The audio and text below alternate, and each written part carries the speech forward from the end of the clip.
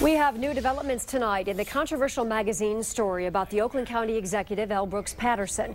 He's been under fire for comments he made about Detroit to the New Yorker. Here's what's new tonight. Detroit ministers are very upset and making demands. The mayor and city council are reacting to the article, and the magazine is responding with its side of the story. But first, we'll look at new comments today from Patterson. 7 Action News reporter Kim Russell is live now in Pontiac outside of Patterson's office. Okay, Kim, what's he saying about all this? Well, this is the article, and you can see that the headline is "Drop Dead Detroit." Brooks Patterson says that tells him all he needs to know. He is not going to be reading the rest of this article that has a city outraged at him. I'm regretting I ever agreed to do the damn interview to begin with. Brooks Patterson spoke out on the Paul W. Smith show on WJR this morning, saying he doesn't want Detroit to drop dead. He says the New Yorker magazine reporter who wrote this had an agenda. The article has some calling Patterson racist. It says he said, quote, "What we're going to do is turn Detroit into an Indian reservation where we herd all the Indians into the city, build a fence around it, then throw in the blankets and corn." Patterson tried to explain it today. That's a 20, 25-year-old quote. But you bring it forward and put it out there today, and it's going to make a lot of people angry. And to those people, I apologize. The Oakland County executive didn't apologize for every quote. He says he did tell the reporter he told his kids, quote, "You do not under any circumstances stop at a Detroit gas station. That is just asking for a carjacking." After all the carjackings at gas stations, don't get out of your car. You're at that point in time, you become a target. Now, if you have followed Brooks Patterson, you know that he does not hold back. He says what he thinks. And Detroiters and some activists are not the only people who are upset about this article. There are some Oakland County leaders who say, you know what, Brooks Patterson needs to focus on addressing problems in his county, not demeaning Detroit. You'll hear from them coming up at 6. Live in Pontiac, Kim Russell, 7 Action News. Okay, Kim, thank you very much.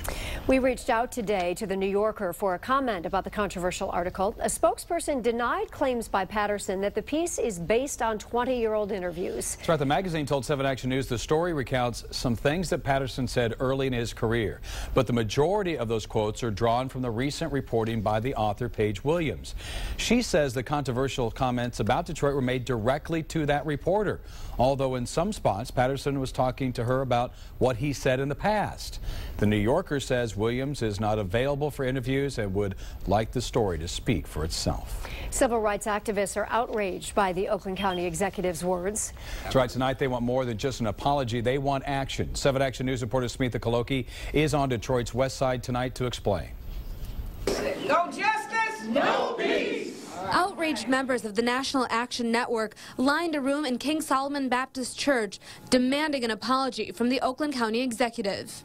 It's time for your vicious, malicious attacks on Detroiters and minorities to stop. Reverend Charles Williams II said he understands the fear of crime, but said casting that dark cloud across the entire city is simply unfair. To paint us with the broad brush of basically making it that the Detroiters are savages is racist in itself. The group sent this letter to Patterson requesting a regional meeting in February with other leaders. But the National Action Network doesn't want that meeting to happen at Cobo Hall or a fancy hotel. No, instead they say it should happen in the heart of Detroit, in what the Reverend calls the hood. Now, if he's not willing to do that, then he's not really apologizing for his actions. He's just talking loud and saying nothing. From Detroit's west side, Smitha Kaloki, 7 Action News. And 7 Action News reporter Kimberly Craig is live downtown now. And Kim, what are you hearing from Detroit city leaders about this topic? Well, Jeff and Joanne, some newcomers to Detroit City Council were not shy to weigh in. Question now is, will Patterson say, "I'm sorry"? I think the comments are just so outrageous, they don't even really deserve the attention they're getting. And while many may agree, the Oakland County executive is getting blasted for blasting Detroit. And today, Detroit Mayor Mike Duggan released a joint statement with City Council President Brenda Jones. Brooks Patterson's statements were not what you would expect from a regional partner with a vested interest in a strong and healthy Detroit.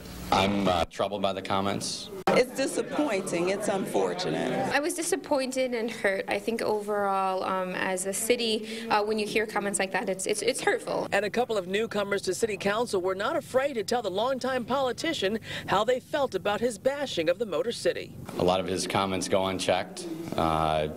He seems to, because of his age and his experience in politics, not have much of a filter. For me, it's more about, I think, facilitating conversations around cultural awareness and cultural sensitivity. The comment he made specifically to creating a new Indian reservation, I think, was very, very inappropriate, and perhaps if he understood the historical significance of his comments, he may not have said that. It's sad, and it just adds to the divisiveness that we're trying to get over in this region. And Detroit Mayor Mike Duggan declined to go on camera today, but in his statement with Brenda Jones, added that they hope Patterson apologizes promptly. In downtown Detroit, Kimberly Craig, 7 Action News, back to you.